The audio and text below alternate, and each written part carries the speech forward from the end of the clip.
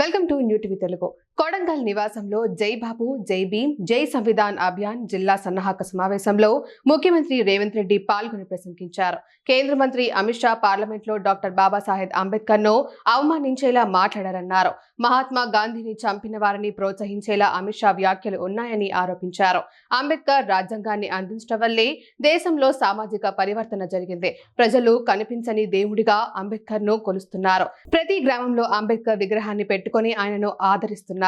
అలాంటి మహనీయుడిపై అనుచిత వ్యాఖ్యలకు నిరసనగా ప్రతి చోట సమావేశాలు నిర్వహించి అంబేద్కర్ స్ఫూర్తిని చాటుతున్నామని సీఎం రేవంత్ రెడ్డి చెప్పారు. ముఖ్యమంత్రిగా నాకు ఈ బలం ఈ శక్తి మీరిచ్చిందే. అసెంబ్లీకి వస్తే వినాల్సి వస్తుందని, వింటే పడాల్సి వస్తుందని కేసీఆర్ రావటం లేదు. వచ్చిన వాళ్లకు ఓనమాలు కూడా రావు, చెప్పినా నేర్చుకోరు. సిద్దిపేట, గజ్వేల్, సిరిసిల్లకు ఉండాల్సిన అధికారం కొడంగల్కు పోయిందని వాళ్లకు దుఃఖం. అందుకే కొడంగల్ను దెబ్బతీయాలని కుట్ర చేస్తున్నారని సీఎం రేవంత్ రెడ్డి మండిపడ్డారు.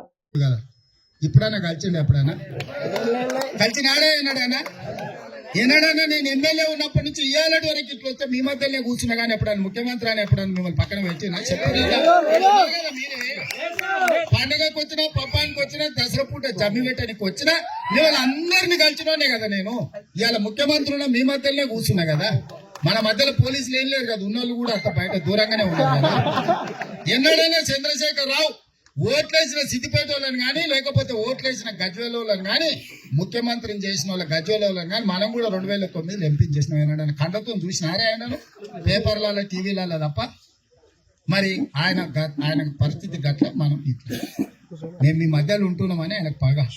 వీడు అందరితో మంచుకుంటాడు, అందరిని వాళ్ళకి పేర్లు పెట్టి పిలుస్తాడు. ఏం ఆనందం బాగున్నావా, ఏం సాయిలో బాగున్నావా అని అందరిని పేర్లు పెట్టి పిలుస్తాడు, పలకరిస్తాడు. దీనికి జ్ఞాపక శక్తి ఎట్లుంటుందో, ఇంతమంది పేర్లు ఎట్లా వెళ్తాయో అలా వాళ్ళ ఆలోచన, వాళ్ళ దుఃఖం అంటే వాళ్ళ ఆలోచన అంతా, వాళ్ళ జ్ఞాపక శక్తి అంతా దొంగ లెక్కల వీధు. నాకేముంది, నా లెక్క అయినా నా ఆస్తి అయినా మీరే. వాళ్ళు ఆస్తులు, పాస్తులు, సర్వే నెంబర్లు, బ్యాంకుల ఖాతాలు, దాంట్లో ఉన్న నగదు వాళ్ళకు గుర్తుంటాయి. నాకేం గుర్తుంటుందా? నా నగదైనా నా ఆస్తి అయినా మీరే. సుధాకర్ అయినా, మైపాలైనా, అక్కడ సదపాలైనా, రాజశేఖర్ మీరే కదా. లేకపోతే ఇక్కడ సంజీవుడు అయినా ఎవరు, మీరే కదా నా ఆస్తి. నాకేముంది, మీరందరు నాతో ఉన్నారు కాబట్టి నేను ఉన్నా. మీరందరూ అండగా నిలబడి నేను ఏడబోయి ఎవరితో కొట్లాడొచ్చినా మీరు ఇక్కడ కాపాడేది కాబట్టి నేను ఉన్నా. ఇక్కడ మీరు కాపాడకపోతే నేను ఎట్లుంటా? వాళ్ళకి అదే పగ, అదే భయం. ఇక్కడ ఆడ తిరిగి వచ్చిన ఈ నాయలు అంతా ఒక్క దగ్గర కూర్చోప్పుడు మాత్రం అక్కడిక్కడ అది ఇది అంటారు. ఆయన చూడంగానే మళ్ళీ ఏమైతే అందరూ ఒక దగ్గర జమ అవుతారు. లేనప్పుడు మా సార్ వస్తే తడాక వెళ్తారు, సార్ చేసేదే లేదంటారు.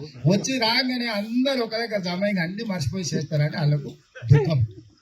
వాళ్ళు ఉత్తప్పుడు మాట్లాడతారు కదా, ఆయన ఉంటాడు కదా శివరస్తారు, ఆయన అల్లుతుంటాడు కదా అన్ని ఇట్లాంటి. ఈసారి ఎట్లనో అట్లా చేయాలని అల్లుతాడు, జైలు చేసుకుని పక్కన పోతాడు. అంతేనా? అందుకే అంటున్నా నేను అనేది ఏంటంటే, వాళ్ళ బాధ, భయం. వీళ్ళు ఆయన లేనప్పుడు అక్కడిక్కడ ఆయన వచ్చే వరకు వాళ్ళు అందరూ ఒక దగ్గర గుమ్ము కూడతారు, గుంపు అవుతారు. వీళ్ళని ఎట్లా చేయాలని వాళ్ళు పన్నాగాలు బంతురు. నేను నీకు చెప్పేది ఒకటే, మనకు ఒక అవకాశం వచ్చింది. 10 ఏళ్లలో మన నియోజకవర్గాన్ని దేశానికి ఆదర్శంగా తీర్చిదిద్దుకుందాం. 10 ఏళ్ల తర్వాత మళ్ళీ ఏ ఒక్క పని లేకుండా అన్ని పనులు పూర్తి చేసే బాధ్యత నాకు. ఈ 10 ఏళ్లు కంచేసి కొడంగల్ని కాపాడుకునే బాధ్యత మీది.